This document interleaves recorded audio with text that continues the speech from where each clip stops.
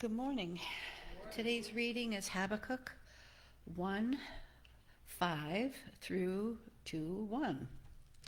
The Lord's answer. Look at the nations and watch and be utterly amazed. For I am going to do something in your days that you would not believe, even if you were told. I am raising up the Babylonians, that ruthless and impetuous people, who sweep across the whole earth to seize dwellings not their own. They are a feared and dreaded people. They are a law to themselves and promote their own honor. Their horses are swifter than leopards, fiercer than wolves at dusk. Their cavalry gallops headlong. Their horsemen come from afar. They fly like an eagle swooping to devour. They all come intent on violence. Their hordes advance like a desert wind and gather prisoners like sand. They mock kings and scoff at rulers. They laugh at all fortified cities. By building earthen ramps, they capture them.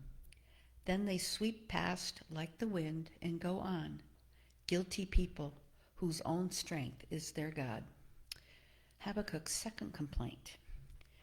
Lord, are you not from everlasting? My God, my Holy One, you will never die. You, Lord, have appointed them to execute judgment. You, my rock, have ordained them to punish.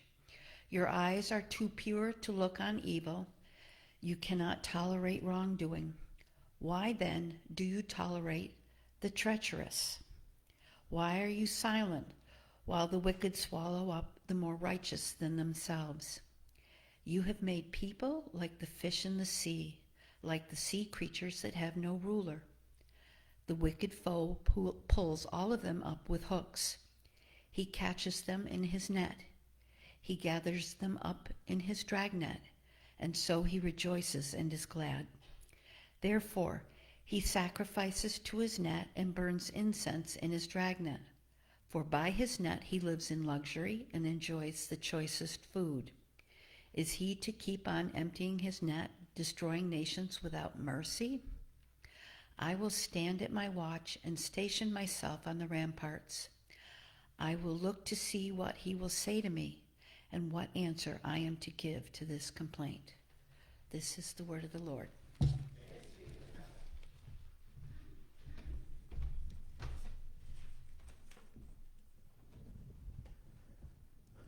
I was told by someone this week that I was supposed to not preach the sermon I had planned. I was told that I was supposed to speak to current events. And I thought, boy, my sermon, right? We're not getting baby food this morning. We are smack in the middle of 1 month where we are studying quite possibly the most difficult to hear scripture passage in all of Scripture, and it speaks pretty clearly to current events. But since they want me to address current events, I said I'll address it. So here's my address to the ongoing and senseless murder that I see all around this country. I am your pastor. You pay me for that privilege. Sometimes I wonder why. And as a pastor, I'm a shepherd. Okay, and a shepherd is not as much a leadership. If you know anything about shepherds, they don't so much lead sheep as they do serve them. Right? They've got to get them to pastures. They have to treat their wounds. They have to go get them when they get lost. They have to protect them from the things around them. So this is very much a service thing that I'm doing. And I know you expect a lot from me as your pastor. I expect one thing from you as my sheep, if you will. And that's that I expect you to be better than what's going on outside these windows. I know Charlie Kirk, I saw a video, it was horrifying, right? I saw that video this morning and I thought, well, now the name pointing and the fear mongering begins. Out there, It's all about, well, they're the bad guys and we're the good guys, or we're the bad guys and they're the good guys, and they should be doing this and they should be doing that. And ultimately, about a week from now, something else will happen, and out there they'll begin to forget everything that happened this week. The outrage for the next thing will take the place of the outrage for this thing. So let me tell you something. We know the name Charlie Kirk right now. I wonder how long before we cease knowing the name Irina Zarutska, the young lady stabbed to death on the train. Have we already forgotten the name Fletcher Merkel or Harper Moisky, the 8 and 10-year-old shot in their school? I expect us to be better than they are out there. We are not going to point fingers. We are not going to assign blame. We are not going to name call. We are not going to do that stuff, and we are not going to forget these people, right? We're going to be better because we're the church, and that's what Jesus calls us to do. We're going to go into a horrifying world, and we're going to offer hope. That's all I'm going to say about that right now, because we have a sermon to give, and I planned this sermon, and I did the work, so I'm going to give it. Okay, here's my question. What is, if you're a parent here this morning, if you were ever a child, what's the punishment for talking back to your parents? Huh? I just, people are just like, ha, ha, ha. No, not going to go there. What's the punishment, right? When I was 14 years old, I'm going to tell this story, and you are going to look at me cross-eyed, and somebody's going to have the urge to come right up here and take me by the collar. When I was 14 years old, I had a sports camp in the summer. And of course, when I'm 14, I couldn't drive to it, and I lived out in the country. So I had to get a ride there. I told the coach I was going to be there. And the only people I didn't tell that I was going to be there that morning were the people who were going to give me a ride, right? Either one of my parents. And so I walked out on the deck, and when I walked out, there was my mom and dad, and they had friends in town from Kentucky who were in for a few days and just happened to stop by, and they were sitting around on the deck. And out walks me at 14 years old, and I say, I need a ride to the school. And my mom and dad look at me like, tough luck, buddy, right? Stick your thumb out, right? Get going. It's a long walk. No, I said, I need a ride. Well, we can't give you a ride, but I need a ride. I told him I'd be there. Well, you shouldn't have told him that if you didn't have a ride. Blah, blah, blah, blah, blah. So anyway, it goes on. And then, this is the part you're going to hate me for. I started walking away, and as I started walking away, my mother started saying something to me, and I still can't believe this. I love my mother so much. I was such a mama's boy. It was so unlike me to say, you know what? Shut up. Hey-oh! My mom and I both remember this because it was really unlike me. I did not talk back to my mom. My dad, but my mom, no, because my mom and I was a big-time mama's boy. And I don't know how she remembers what happened next, but she's 5'0". The way I remember it, she followed me around the corner, grabbed me by the collar, and lifted me with one hand right up off the ground. I'm sure she grabbed me by the collar. I doubt she lifted me up off the ground, although she probably could have. And she just looked at me and she goes, you will never tell me to shut up again. Go to your room. And then, it all went downhill from there for this guy. But listen, when you talk back, there's consequences, yes? If all of us as kids, when we talk back to our parents, there are consequences. But the question is it ever okay to talk back? Ooh. Last week, if you were here, Habakkuk made a complaint to God. He looked around his society. He says it's sick. He looked around and he said, I see injustice, wrongdoing, destruction. That word violence, we talked about that. When he says violence, he's going to say it 6 times in this book. Violence is a word that you shout when someone is attacking you, right? That kind of violence. He says violence, strife, and conflict. He says the leaders of this country laugh at God's law, and their justice is crooked. So when someone's supposed to get justice, they go, oh, I'm going to give it to this person because he's my buddy. Right? That was their idea of justice. And so today, what God did, what we read, is God giving an answer to Habakkuk. And let me tell you, it's not a very good answer. Right? And Habakkuk is going to talk back to God. It's very much what he's going to do. And then he's going to sit down and prepare for God to chase him around the corner and grab him by the collar and pin him to the wall. So Habakkuk complained. He said, my community is corrupt. Why do you make me look at this? And God answers him today in his answer to his complaint. And this is my paraphrase of what happened, right? This is not the NIV. This is the Rob Abel paraphrase. God basically said in a nutshell, well, you have to look a little wider, my friend. You're sick of looking at injustice? Look around to the nations, because I have a plan in motion. He says, in our Bibles it says, watch and be utterly amazed. The Hebrew there very literally could be translated, look around and be terrified. Right? Last week I said, when the elephants fight, the grass gets trampled. Okay? And Jerusalem is the grass. It's about this big of a nation. And on one side is Assyria, and the other side is Egypt. And they keep fighting and trampling the nation. And Assyria is the big dog. So he's been under the heel of Assyria for 150 years in Jerusalem. And they've been, the leaders of Jerusalem do whatever Assyria wants them to do. That's why it's so crooked. But last week I said, but there's a new kid in town. He's threatening things, and his name is Babylon. Right? And after 150 years of being under the heel of Assyria, God looks at Habakkuk and says, Babylon is coming, and they are going to step on your neck. God isn't blind. God knows exactly how Babylon behaves. He says Babylon is, quote, ruthless and impetuous. The horses of the army are fast like leopards. The army itself is fierce like wolves in the evening.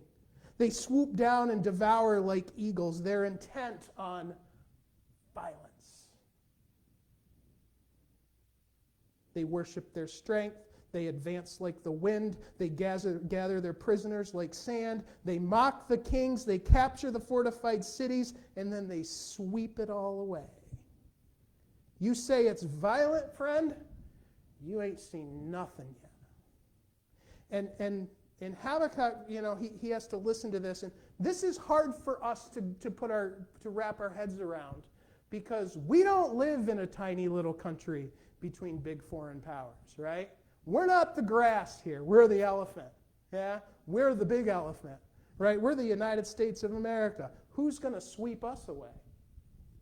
Right?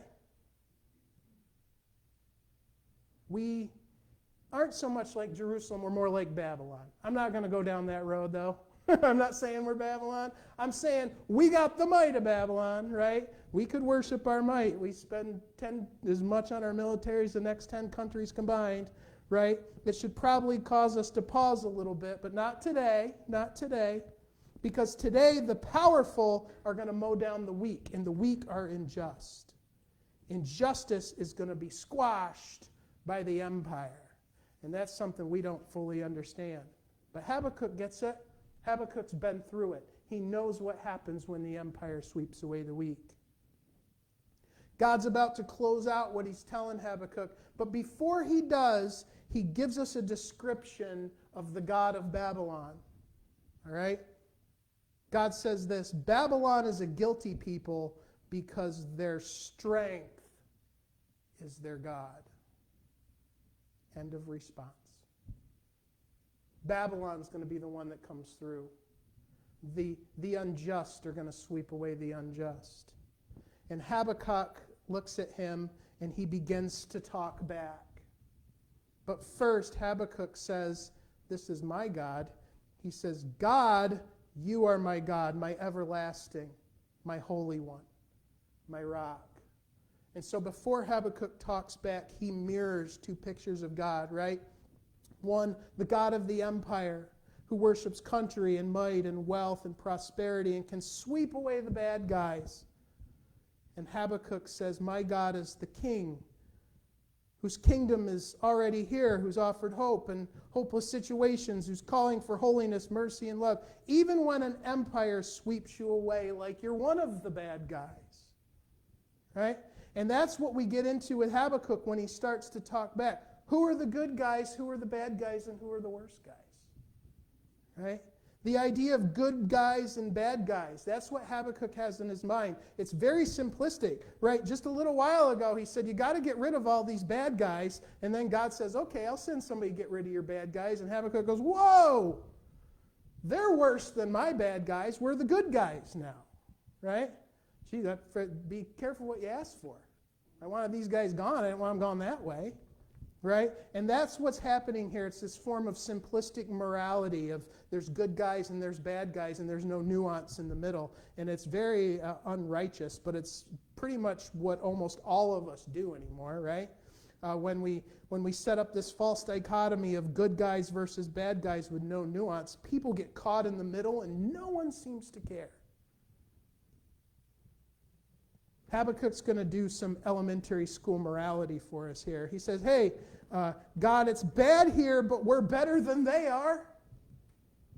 You can tolerate that evil? You can't remain silent, God, can you? And then he paints this picture. He says, we're like fish down here. But Babylon's like somebody up on the surface with a net and with hooks, and they're just coming through, and they're gathering everybody up like fish. They're happy they get to gather us up. They devour us. They don't care who's in their net, God.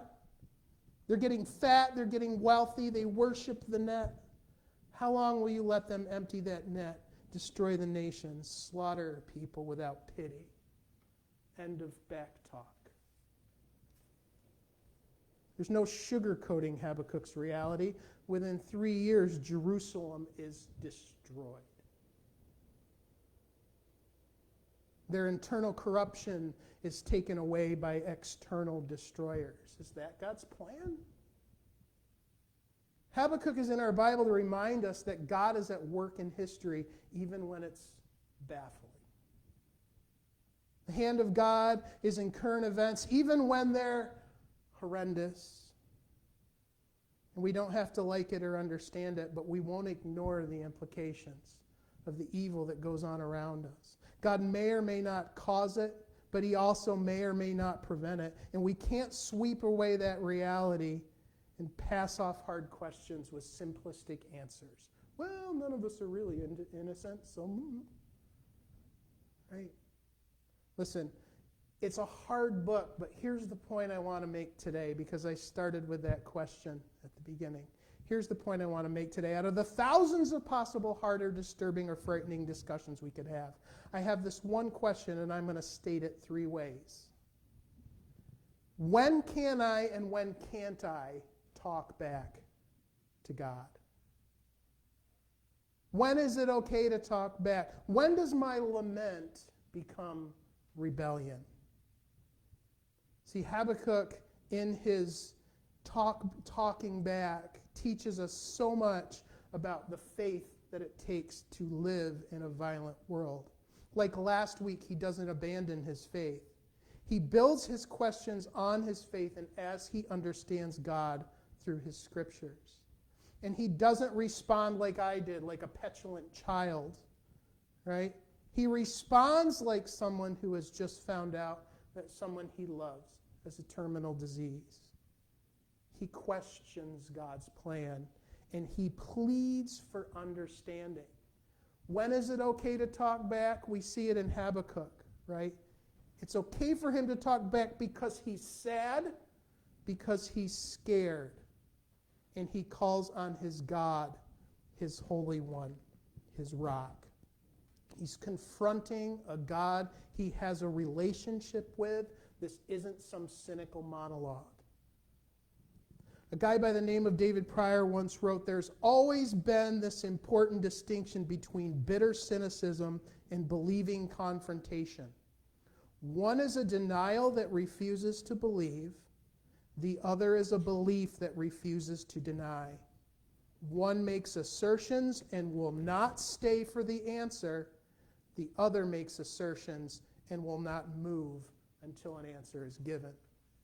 See, God is big enough to hear our pain. The question is, are we big enough to seek God and faithful enough to wait for the answer, even if the answer costs us something?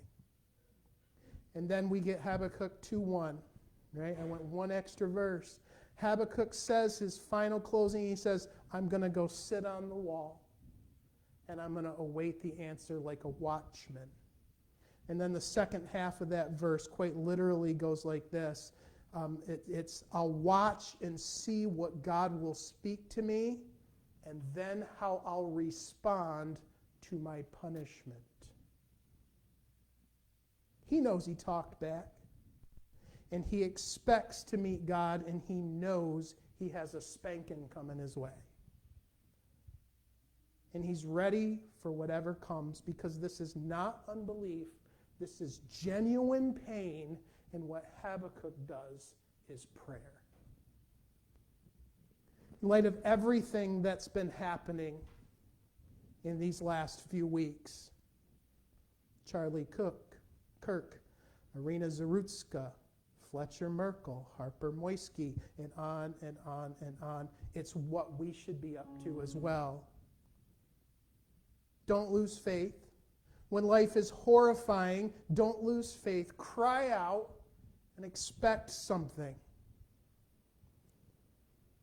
In my hardest time of life, I've hit around these stories a little bit and told a little bit. When someone I loved had passed away, and I was with her right at the very end, there was a year of my life where basically after praying to God for miracles for a year and getting no response, I just kind of went silent. Right? I got off the grid. I didn't attend church for about 6 months, and then I finally got into a small group of friends who were doing like a Bible study once a week. And at the end of one of those meetings, that we were doing prayer requests, and someone asked if I could pray for somebody for some sort of like illness or something they were going through. And I said no. I said, you don't want me praying for you, because God doesn't answer my prayers, right? I've prayed this is the most faithful praying I've done over a year, and I got crickets. And my friend Corey looked at me, and he goes, Rob, you got to pray. You got to pray. So that was me. I'd made my petitions, and I'd sought my blessings. But I had never asked why. And so a year later, on my car ride home, I was driving down this hill, and I got to an intersection, and tears started to fill my eyes, and I knew I had to do what Habakkuk's done, right? I knew I had to talk back. I knew I had to pull off, and I did. I went across the intersection, I immediately pulled off, and my prayer was this. Are you ready? Edited for small ears. I said out loud at the top of my lungs, what the fudge? What the fudge, what the fudge, what the fudge? Except I didn't say fudge. I said the word, the big one, the queen mother of dirty words, the F dash dash dash word. That was me talking back. That was me asking why. And I sat there and waited. I just sat there. All right? Corey says I have to pray. I prayed. I talked back. And by golly, didn't God meet me beside the road? Listen. It's the end of my story for today. Don't lose faith. When is it okay to talk back? The answer to that is when it's God. Anytime you want. But only if you trust that God is listening. And only if you're brave enough to stick around and wait for an answer and prepare yourself for whatever God throws your way. You can talk back to God. God's big enough to take it, but only if you're willing to wait for the answer from your God, your Holy One, your rock. And I think we have a lot of questions that we need to be asking and a lot of answers we need to be seeking. We are the people of God. It's time for us to sit on that wall. Lord, it's the hardest book of the Bible I've ever had to preach, man. There just seems to be no good news. But there's faith, and there's faithfulness, and that's what we're seeking. I'm thankful for a church that's not afraid to sit and listen and go through this study. I'm thankful for Christians who don't want baby food. They want something more solid. I'm thankful for any member of your church who's willing to go out into this world and be hope in the midst of darkness. And when their ears are full of the screams and their eyes are full of the bloodshed, that they can sit on a wall and they can cry out and trust that you're there to hear. Lord, may we be faithful, faithful, faithful, faithful. Because you're faithful, God. You're on your throne, you're waiting. When we're ready to talk to you, even if it's talking back, you're ready to hear. Lord, give us courage to face each day and to have the difficult conversations with you. I pray that this morning in Jesus' name. Amen.